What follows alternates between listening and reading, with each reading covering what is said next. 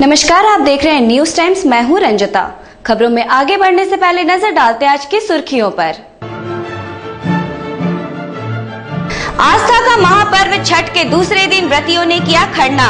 पूजा अर्चना के बाद खीर व प्रसाद का ग्रहण कर शुरू किया 36 घंटे का उपवास। मानगो ओल्ड पुरुलिया रोड के एक मकान में चोरों ने गहने समेत लगभग 5 लाख के सामानों पर किया हाथ साफ।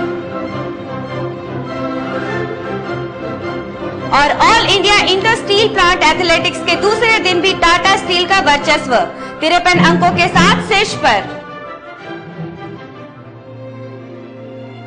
अब खबरें विस्तार से। गुरुवार को छठ व्रतियों ने नदियों में विधि पूर्वक स्नान कर पूजा अर्चना की और खरना का प्रसाद ग्रहण किया। छठ व्रतियों ने खरना के सुबह स्नान के बाद पूजा अर्चना की।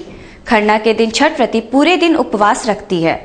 सूर्यास्त के बाद पूजा अर्चना कर खीर, रोटी, केला आदि का सेवन प्रसाद के रूप में ग्रहण करती है और उनका 36 घंटे का उपवास आरंभ होता है।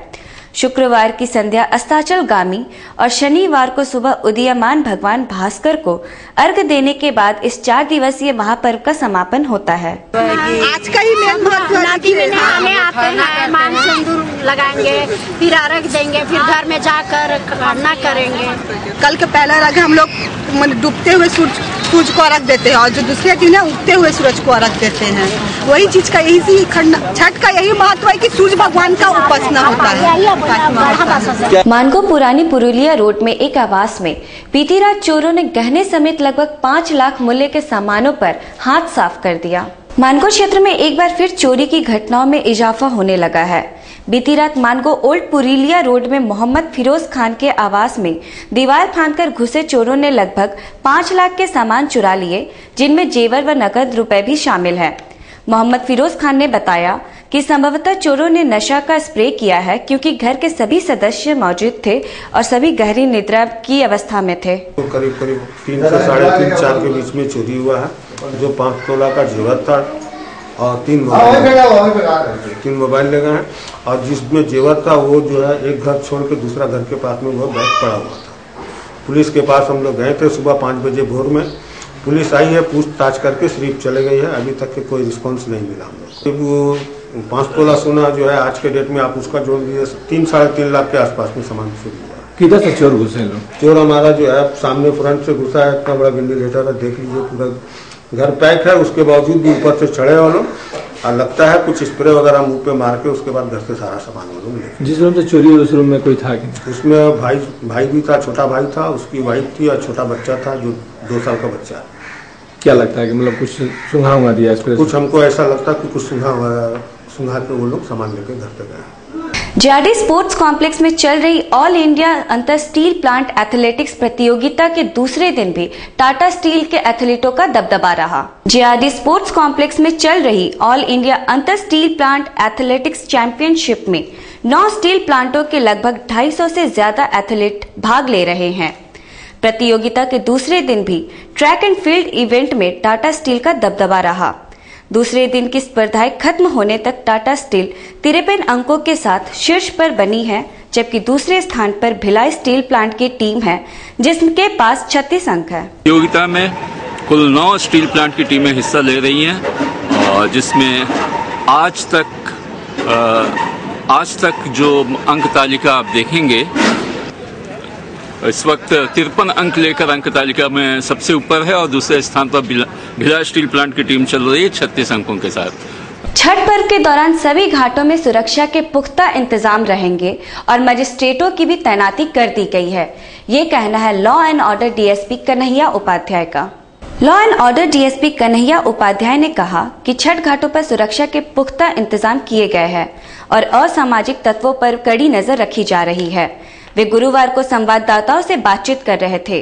सभी घाट पर स्वर्णरेखा, दुमुहानी, बड़ौदा, महाकालेश्वर सभी जगह है इंतजाम, सुरक्षा की व्यवस्था है। हमारे पुलिस फोर्स वहाँ डिप्लॉय किए गए हैं सीनियर एसपी के द्वारा, मजिस्ट्रेट भी दिए गए हैं, गोताखोर भी है और नाव की व्यवस्था भी स्वर्णरेखा घाट पर है। सभी जगह आदमी मुस्तैद रहेंगे। वहीं दूसरी ओर कन्हैया उपाध्याय ने कहा कि गुरुवार को गुप्त सूचना के अनुसार पर पुलिस ने बालिका शंकर यादव होटल में काम कर रहे 2 नाबालिग बच्चों को मुक्त कराया है।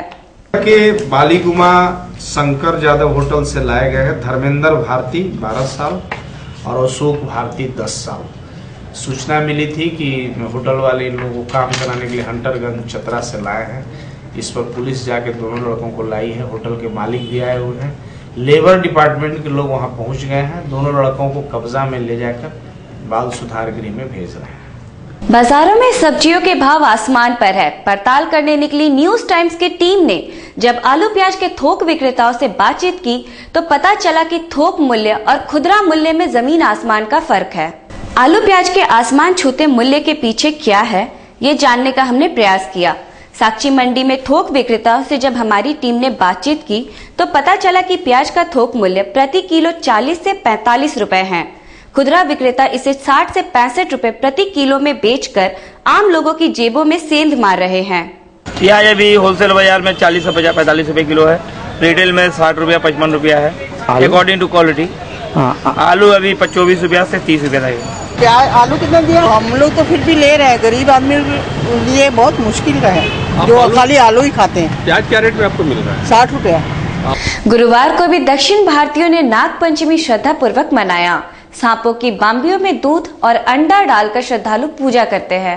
नाग पंचमी मूलतः दक्षिण भारतीयों द्वारा मनाया जाता है, जिसमें नाग देवता की पूजा अर्चना कर उन्हें दूध और अंडा का भोग दिया जाता है।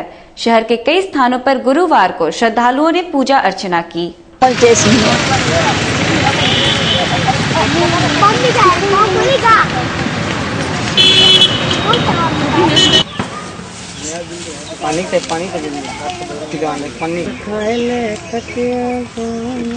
बेटा पानी कहाँ रखे? पंचमी है, ये हमारे साउथ का त्योहार है।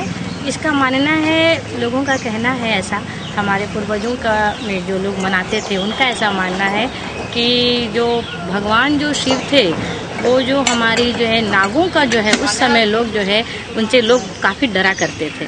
उनको लगता था कि नाग हमें काट देगा, तो लोग जो है नाग को मार दिया करते थे। तो ऐसी स्थिति में जो नाग देवता है वो शिव के पास गए और उनसे कहा कि सबकी पूजा होती है, हमारी पूजा क्यों नहीं होती।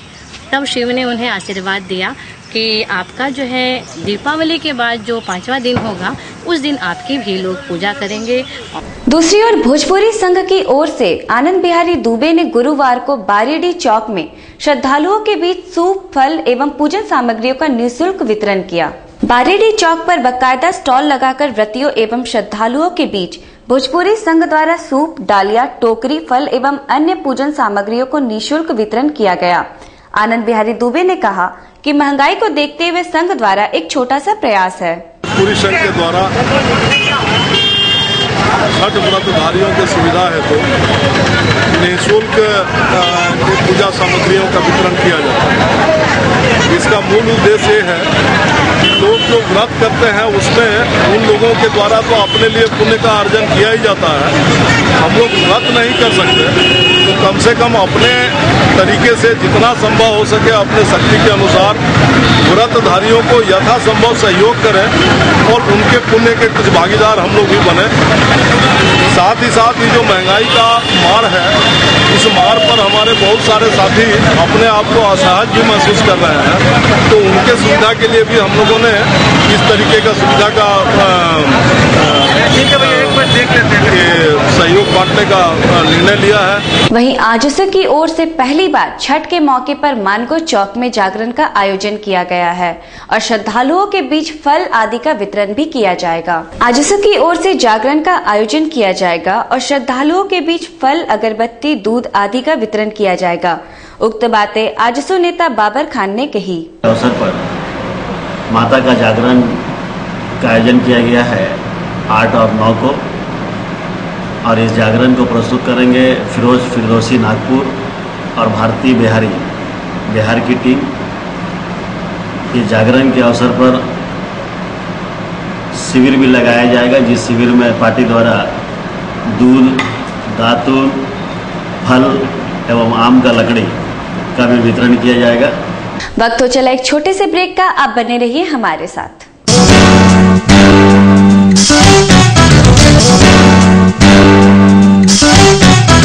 ब्रेक के बाद फिर से आपका स्वागत है।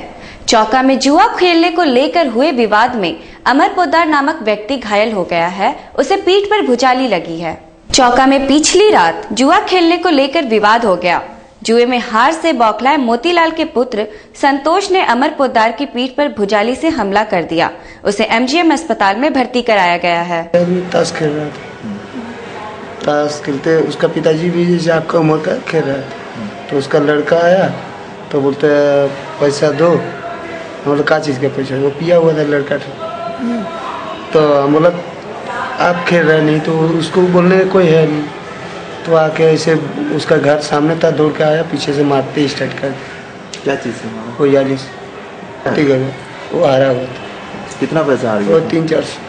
राज्य सरकार द्वारा सरकारी स्कूलों में छोटी कक्षाओं से आधुनिक प्रणाली से पठन पाठन की व्यवस्था की जा रही है। इस संबंध में गुरुवार को जिला शिक्षा अधीक्षक कार्यालय में एक बैठक हुई। बैठक में सभी 11 प्रखंडों के प्रमुखों ने भाग लिया और 11 नवंबर से इस नई योजना को आरंभ करने पर आम सहमति बनी।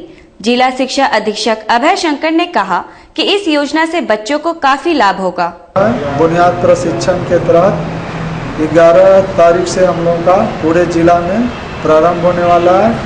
वर्ग 1 से 2 के बच्चों को भाषा, गणित, अंग्रेजी में लिखने पढ़ने की जानकारी और शिक्षा उपलब्ध करा देना है। साकची करबला की साफ सफाई एवं जुलूस लाइसेंस की अनिश्चितता को दूर करने की मांग को लेकर सेंट्रल मोहर्रम कमेटी ने उपायुक्त को एक ज्ञापन सौंपा है। ज्ञापन सौंपने आए प्रतिनिधि मंडल के मतलूब अनवर खान ने कहा कि करबला की साफ सफाई की पूरी तरह से अनदेखी हो रही है, साथ ही जुलूस लाइसेंस की अनियमितता को भी दूर करने की मांग की है। ये पुराना होम पाइप करबला है और मैं एक लाइसेंस होल्डर हूँ और खलीफा भी हूँ। साथ ही साथ करबला में टिस्को ने अभी 4-5 साल से गेट लगाकर हम लोगों को बहुत परेशान किया। इसके बाद मैं बीजेपी के सरकार, जब मैं अर्जुन मुंडा थे, उनको मैंने चिट्ठी दिया तो उन्होंने 2011 में टिस्को को चिट्ठी लिखकर कहा कि इनकी सीढ़ी वगैरह को बनाया जाए ताकि श्रद्धालुओं को कोई तकलीफ ना हो, लेकिन इसके बाद उनका जूई तक नहीं रहेगा। विधायक रामदास सोरेन ने जिला कल्याण पदाधिकारी के साथ बैठक कर आदिवासी स्वशासन के प्रतिनिधियों को मानदेय दिलाने की मांग की है। विधायक रामदास सोरेन का कहना है कि कुछ को मानदेय मिलता है तो कुछ को नहीं।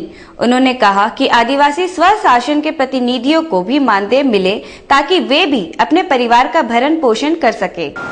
संथाल परगना के ग्राम प्रधानों को मानदेय मिलता है और हमारे यहाँ 2 जिला के ग्राम प्रधानों को मानदेय नहीं मिलता है।